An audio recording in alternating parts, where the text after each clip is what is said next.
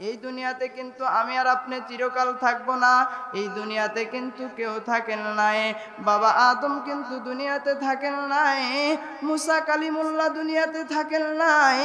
বাবা ইব্রাহিম খলিলুল্লাহ দুনিয়াতে থাকেন নাই। এমনকি আল্লাহ তাআলা যাকে সৃষ্টি করিলে আল্লাহ আসমান জমিন কিছুই বানাইতেন না, ওই পয়গম্বরও কিন্তু দুনিয়াতে থাকেন নাই। আখিরি জামানার নবী, বিশ্ব নবী রহমাতুল লিল আলামিন, যাকে আল্লাহ না বানাইলে আল্লাহ আসমান জমিন কিছুই বানাইতেন না, ওই নবীও কিন্তু বন্ধু দুনিয়াতে থাকেন নাই। আমি আর আপনিও কিন্তু দুনিয়াতে থাকব না। এই জন্য মুসলমান বাবারা দিলটা একটু নরম কইরা দিবেন গো বাবা।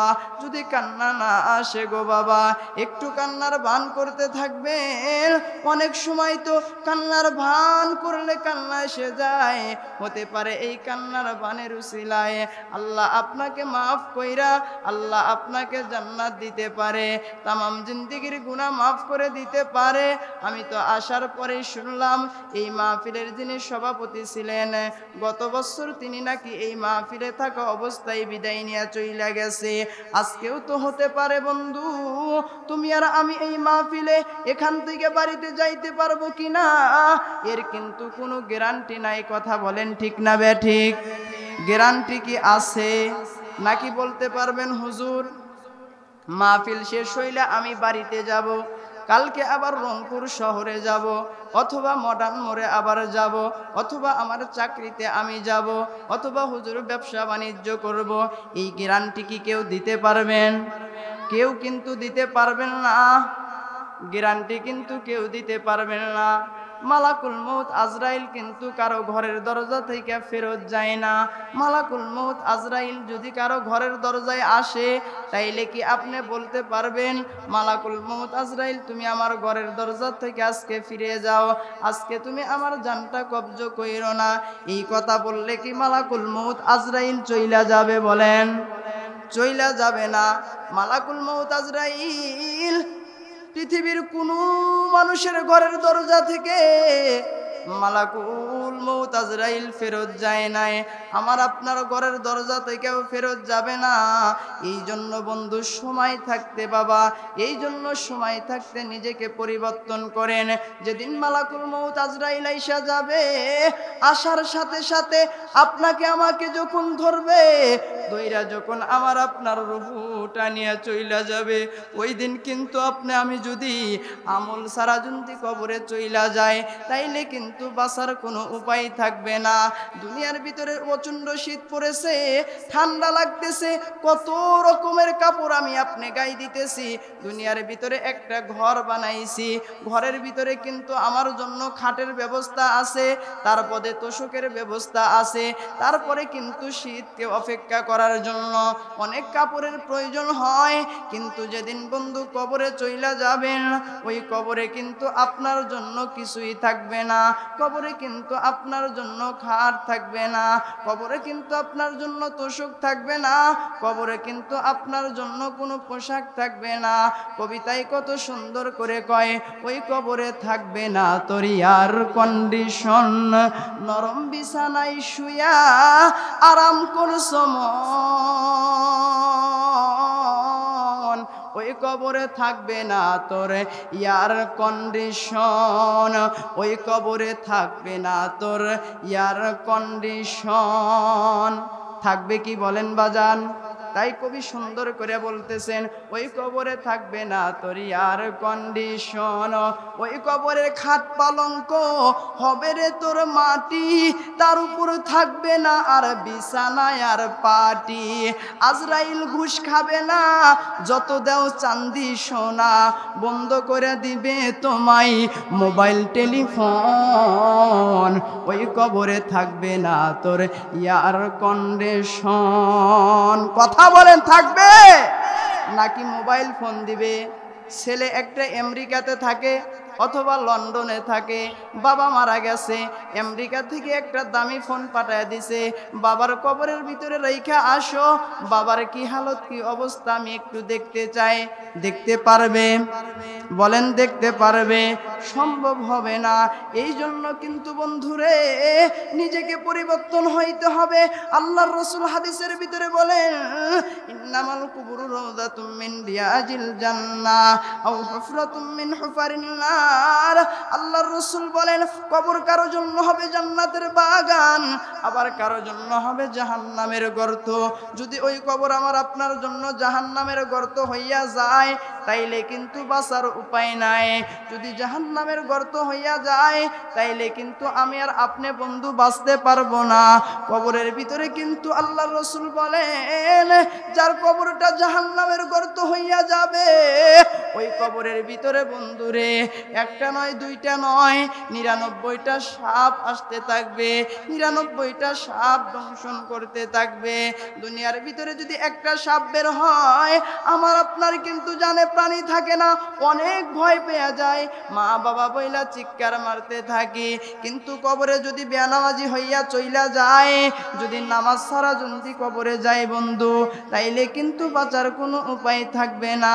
এই জন্য মুসলমান বন্ধুরা, কলিজার টুকরা যুবক বন্ধুরা, দুনিয়াতে কেউ আমরা থাকবো না, এ দুনিয়া ছাইরা সবাইকে যাইতে হবে।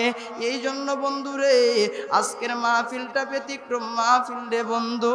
আজকে তোমার পায়ে হাত দিয়ে বলতেছি, মুরব্বী বাবারা তোমাদের পা ধরে বলতেছি, বাবা কয়দিন আর তুমি দুনিয়াতে বাঁচবা? তোমার দেখো না মৃত্যুর নোটিশ আইসা গেছে। তোমার গালের ভিতরে দাড়িগুলো ছিল কাঁচা, আজকে তোমার গালের দাড়িগুলো পাইকে গেছে। তোমার মাথার চুলগুলো কাঁচা ছিল, আজকে তোমার মাথার চুলগুলো পাইকে গেছে। তোমার চোখের পাওয়ার অনেক বেশি ছিল, আজকে তোমার চোখের পাওয়ারও কিন্তু কমে গেছে। তোমার শরীরের চামড়াটা ছিল টাইট, তুমি আল্লাহর সাথে কত করেছো ফাইট। তুমি নামাজ পড়ো নাই, নামাজের সময় মসজিদ থেকে মুয়াজ্জিন ডাক দিছে, হাইয়া আলাস সালাহ বলেছে, আল্লাহু আকবার আল্লাহু আকবার বলেছে। আল্লাহু আকবার যখনই ধ্বনি দিয়েছে, আল্লাহু আকবার ধ্বনি, আল্লাহর চাইতে বড় আর কেউ নাই। আল্লাহর চাইতে কাজ বড় হইতে পারে না, আল্লাহর চাইতে ব্যবসা বাণিজ্য বড় হইতে পারে না, আল্লাহর চাইতে সন্তানাদি বড় হইতে পারে না, আল্লাহর চাইতে এরকম ভাবে কোনো ধন সম্পদ বড় হইতে পারে না। কিন্তু তুমি আর আমি কিন্তু এরকম ভাবে দুনিয়ার ভিতরে কিন্তু বাবা সব কিছুর চাইতে কিন্তু নিজের সম্পদকে বেশি মূল্যায়ন করে আল্লাহর ডাকে কিন্তু সারা দিই না। কিন্তু বন্ধু তোমার আমার কিন্তু মৃত্যু কিন্তু অচির আইসা যাবে। মালাকুল মউত আজরাইল কিন্তু তোমাকে আমাকে ছাইরা চইলা যাবে না। দুনিয়ার যাকে যা সৃষ্টি করলে আল্লাহ আসমানও বানাইতেন না, জমিনও বানাইতেন না, ওই নবীর ঘরের দরজায় কিন্তু মালাকুল মউত আজরাইল আলাইহিস সালাতু ওয়াস সালাম আয়েশা দাঁড়ায় গেছে আল্লাহর নবীর ঘরের দরজায়, লক করতেছে। আল্লাহর নবীর ঘরের দরজায় যখন লক করছে, আল্লাহর নবীর ওই সময় ঘরের ভিতরে আল্লাহর নবীর হুজরার ভিতরে উপস্থিত ছিলেন খাতুনে জান্নাত ফাতেমা। ফাতেমাকে আল্লাহর নবী ডাক দিয়ে কয়, ফাতেমা এই অসময় দেখো না আমার ঘরের দরজায় কে এসে লক করতেছে। ফাতেমা ঘরের দরজাটা খুলে দিলেন, দেওয়ার পরে দেখতেছেন আল্লাহর নবীর ঘরের দরজায় এমন একজন লোক দাঁড়ায় গেছে। নবী আমার ডাক দিয়ে বলতেছেন, ফাতেমা রে ঘরের দরজায় কে দাঁড়াইছে রে ফাতেমা? ফাতেমা ডাক দিয়ে কয়, বাবা গো ঘরের দরজায় এমন একটা ব্যক্তি দাঁড়াইছে, যেই ব্যক্তিটারে জিন্দেগিতে মক্কাতে দেখি নাই, মদিনাতে দেখি নাই, এমন একটা লোক ঘরের দরজায় দাঁড়ায় গেছে। আল্লাহর নবীর মেয়ে ফাতেমা লোকটারে দেখে এত জোরে চিৎকার মারছে, ঘরের দরজাটা আজায়া দিছে, আল্লাহর নবীর গলাটা জড়ায় ধরছে। ফাতেমা ডাক দিয়ে কই, বাবা আগন্ত ব্যক্তি তো আর কোনোদিন আপনার ঘরের দরজায় আসে নাই, আজকে হঠাৎ করে আপনার ঘরের দরজায় কেন আইসা গেছে? আল্লাহর নবী ডাক দিয়ে কয়, ফাতেমা এটা সাধারণ কোনো দুনিয়ার মানুষ না, এই মানুষের বাড়িটা মক্কাতেও না, মদিনাতেও না রে ফাতেমা, এমন একজন মানুষ যার ঘরের দরজায় যায় তার ঘরের দরজা থেকে ফেরত যায় না। আল্লাহর নবী নবী ডাক দিয়ে বলতেছেন ফাতেমা একে তুমি জিন্দেগিতে দুনিয়াতে কোনোদিন দেখো নাই, ইনি হলেন মালাকুল মউত আজরাইল আলাইহিস সালাতু ওয়াস সালাম। ফাতেমা ডাক দিয়ে বলতেছেন বাবা তাইলে মনে হয় আপনি আর দুনিয়াতে বেশি দিন থাকবেন না। আল্লাহর নবী ডাক দিয়ে কয় ফাতেমা এই দুনিয়ার ভিতরে সব চাইতে আমার কাছের মানুষ হলো জিব্রাইল, একটু অপেক্ষা করো না ফাতেমা, দেখি জিব্রাইল আমিন আইসা আমারে কি বইলা যায়। আল্লাহর নবী ফাতেমাকে ডাক দিয়ে বলতেছেন ফাতেমা একটু অপেক্ষা করো না, জিব্রাইল আমিন একটু আসুক, জিব্রাইল আমাকে কি মেসেজটা দেয় আল্লাহর নবীর কাছে। অল্প কিছুক্ষণের মধ্যেই জিব্রাইল আইসা ডাক দিয়ে বলতেছে আল্লাহর নবী আল্লাহ পাকের পক্ষ থেকে একটা মেসেজ আইসা গেছে। আল্লাহর নবী ডাক দিয়ে কয় জিব্রাইল কি মেসেজ আইছে? আল্লাহর নবীর সামনে জিব্রাইল কোরআনের আয়াত তেলাওয়াত করতেছে ইন্নাকা মাইয়িতু ওয়া ইন্নাহুম মাইয়িতু। আল্লাহর নবী যখন কোরআনের আয়াতটা শুনছে নবী আমার চোখের পানি ছেড়ে কাঁদতেছে। আল্লাহর নবীর চোখের পানি দেইখা জিব্রাইল আমিন ডাক দিয়ে কয় পয়গম্বর আপনার কান্নার কারণ কি? আল্লাহর নবী ডাক দিয়ে কয় জিব্রাইল রে কান্নার কারণ হলো আমি নবী দুনিয়াতে থাকবো না, আমি নবী দুনিয়া থেকে বিদায় নিয়ে যাব, কিন্তু আমার উম্মতের কি উপায় হবে? আল্লাহর নবী কান্না করতেছে। জিব্রাইল আমিন ডাক দিয়ে বলতেছে পয়গম্বর কান্নার কারণটা কি? আল্লাহর নবীর কান্না দেখে জিব্রাইল আমিনকে জিজ্ঞাসা করতেছে।